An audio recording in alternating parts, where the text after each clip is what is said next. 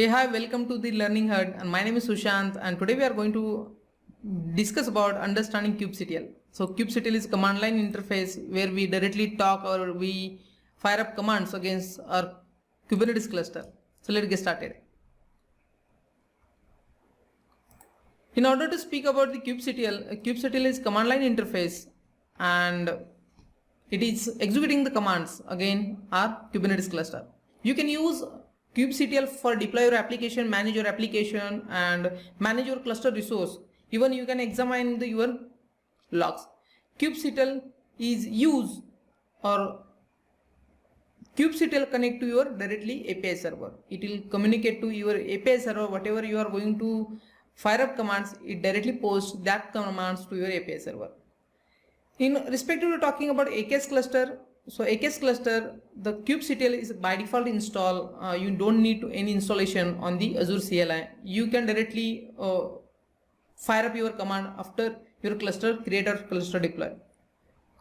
When you want to start your cluster activities or cluster operation, you have to be in your place. When you start your cluster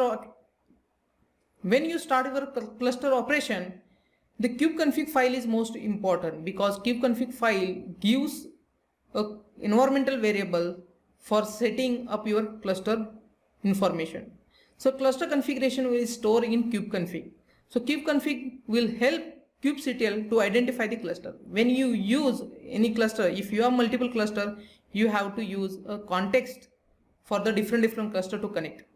So kubeconfig to choose a cluster and communicate with the API server of the cluster. You can define the context to switch between clusters and namespace quickly. The kubeconfig is stored in your the home directory. There is a .kube folder that is a hidden folder. Inside that kube folder, the kubeconfig file stored. Kubectl commands. Basically, the kubectl commands understand declarative resource management, imperative resource management.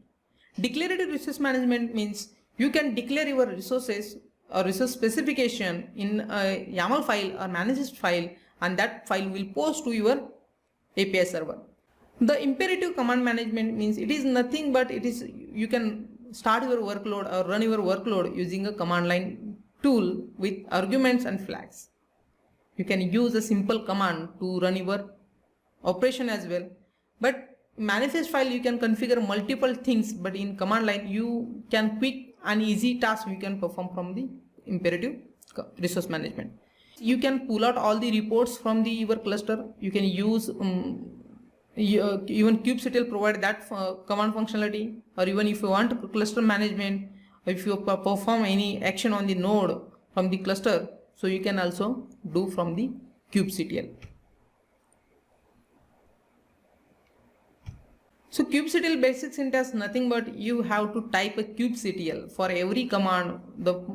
Start with the kubectl. Kubectl, your command, whatever the command you are going to give, that is create, delete, get, or even expose, like that commands. And the type, resource type which you are going to use. So if you want to get, that could be your pod, node, even your service, like that one. And the name of that service or that resource which you are going to run command against that resource. Flag is not a mandatory. You can use flag, but it is not a mandatory. So kubectl --help, the command will give the details about your commands. It will help you to just check the commands, check the syntax, and always with you to perform a certain task. So let's get started. We'll fire out some commands. So I am on my self-hosted Kubernetes cluster. Let me just show you some commands. So command will be same on the on-premises as well as AKS because it is on Kubernetes. So you can use the same commands, not issue. So start with commands. You have to type kubectl, and for help you can just type help. It will give the list of commands which you can use and just pull or deploy your application. So there are some like the basic commands are there for beginner, intermediate, and then deployment command which you can use for deployment. Then you have the troubleshooting and debugging commands you can use.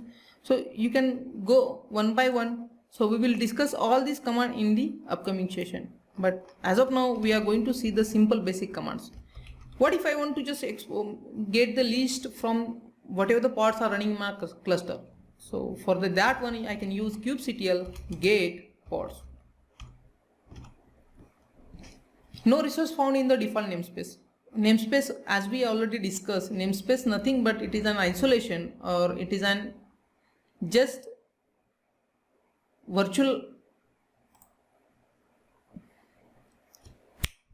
namespace, nothing but it is an use as a way or logical segmentation, or organize your resource in cluster between multiple teams. If you have multiple teams, you can organize different team with a different namespace. Same like in Azure, if you are using as a resource group. So resource group is just a group where all resources can be logically grouped. So that's why we call a resource group. So same like here we can create a multiple namespace, and that namespace will be a different teams. So that team will only deploy their application into that specific namespace. For this, right now I don't have any namespace, I can create it, but just list out my pods, whatever have in this system. So kubectl get pods namespace, you can specify the namespace. I'm just using namespace as a system, so it will list out all my pods. So these are the system namespace where you can, it is actually run your system. So like core DNS is there, etcd is there, even your scheduler master is running, even for your network it is panel is running. So these are the kube system names pods. If you want to describe any pods from here, you can just select that pod and use kubectl describe pod, the name and namespace kubectl, kube system.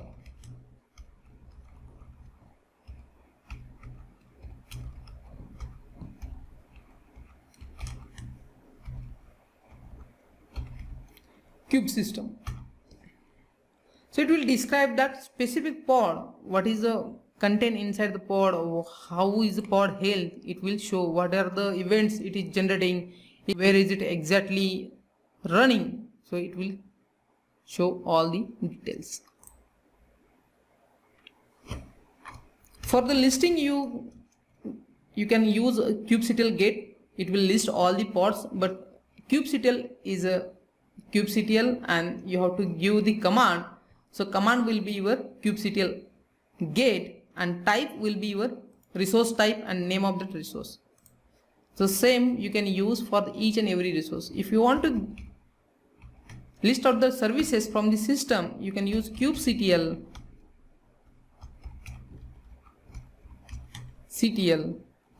get is my command and my type is resource type, that is a service. This type the command will work, and for your help it is an command is kubectl -help.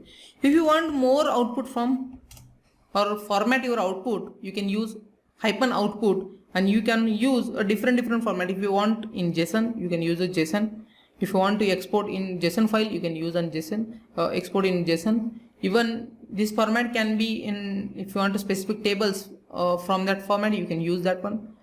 Even you can use a wide option, it will give the max wide. If you don't use a wide option, it will give this much only. So these are the basic syntax which you can use for your cluster against just get the information.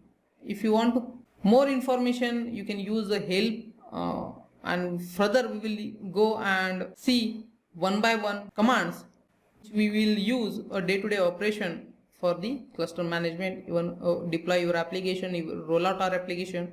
We will see in depth. See you for this session. Hope this will help you, and see you at next session. Bye bye.